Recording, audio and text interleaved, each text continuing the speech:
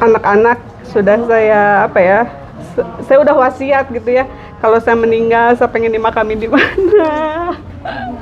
Aduh ya Allah, anak-anak sudah saya titipin ke adik-adik saya gitu. Jadi benjolan di ginjal, dan dokter bilang karena ukuran benjolannya setengah kilo, sekitar setengah kilo, jadi ukuran ini dokter bilang kemungkinan besar ganas.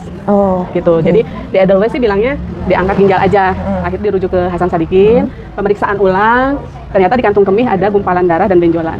Jadi akhirnya operasi awal pertama tuh laparoskop, pembersihan gumpalan darah, terus pengambilan benjolan yang di kantung kemih untuk dibiopsi. Bukan di ginjalnya berarti? Belum.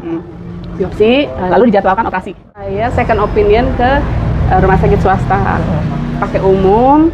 Di situ baru dijelaskan bahwa kemungkinan besar operasi yang dilakukan ke saya itu tidak hanya pengangkatan ginjal, tapi pengangkatan rahim dan kantung kemih, karena diduga sudah ada penyebaran ke sana. Kalau kantung kemih berarti nanti harus dipasang? Betul. Jadi saya tanya ke dokter pasca operasi seperti apa, nanti akan dipasang kantung urin, saya pipisnya dari perut, dan efek dari operasi itu adalah lumpuh.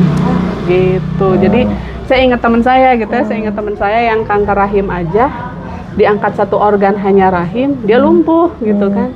Apalagi saya ini diambil 3 gitu kan. Akhirnya saya merenung gitu ya, diskusi ke keluarga baiknya gimana. Kemungkinan besar akan lumpuh, dan sembuh dari lumpuhnya dia tidak bisa ngasih kepastian kapan. Jadi bisa 6 bulan, bisa setahun, bisa 2 tahun, ya dia nggak jamin kapan sembuh.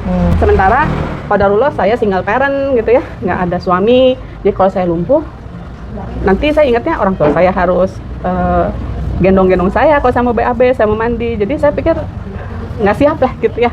Walaupun dokter bilang kalau nggak dioperasi umurnya akan ya pendek gitu ya, tinggal beberapa bulan. Ya saya bismillah nekat. Kalau saya pun wafat ya udah utuh gitu waktu itu. Jadi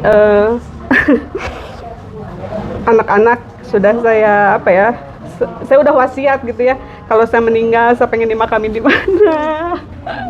Aduh ya Allah, anak-anak sudah saya titipin ke adik-adik saya gitu. Jadi saya nggak nyangka bakal sehat lagi gitu. Jadi alhamdulillah ya, saya minum 4 saset, 2 usus, 2 subat tiap hari, berangsur dari full bed rest tidur, bangun aja tadinya sesak, mulai sebulan mulai bisa duduk, bulan kedua pipisnya udah mulai bening lagi, bulan ketiga mulai bisa jalan keluar kamar, sampai di bulan ke-6 itu sesuai rekomendasi ya, terapinya 6 bulan, saya bisa jalan sekitar 100-200 meter gitu. Masya Allah ya, gitu. Dan setahun setelah vonis kanker, saya bisa jalan 10.000 langkah. Luar biasa. Akhirnya saya memutuskan berangkat haji.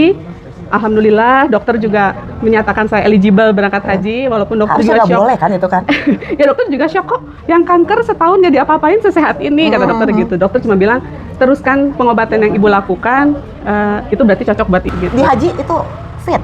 Fit, alhamdulillah. Semua saya nggak ada yang dibadalin, jalan nggak pernah pakai kursi roda. Ya capek mah wajar gitu ya, tapi buat orang yang kena cancer tuh, ya itu luar biasa ya. Luar biasa. Dan itu kan gitu. Pasti lama sekali kalau namanya haji, bukan 40 hari kan? Iya, 40 hari. Nah, kenapa sekarang saya mau cerita gitu, karena setelah pulang haji banyak temen yang telepon, chat gitu ya, pada nanya, kok bisa sih, kan dulu kanker nggak bisa bangun, tiba-tiba kemarin haji pulang sehat gitu. Nah, disinilah makanya aku pengen cerita nih ke Acit, ke teman-teman, dengan wasilah AFC, ikhtiar AFC ini membantu saya untuk hidup sehat lagi, untuk bisa beraktivitas lagi.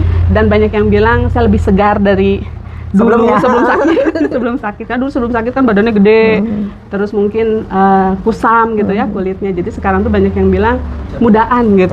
Bonusnya banyak ini sehat iya, awet muda iya, glowing iya. Alhamdulillah. Nah, jadi teman-teman, kalian-kalian yang lagi berjuang jangan menyerah dulu. Mungkin cerita ini bisa membantu kalian untuk harapan itu masih ada.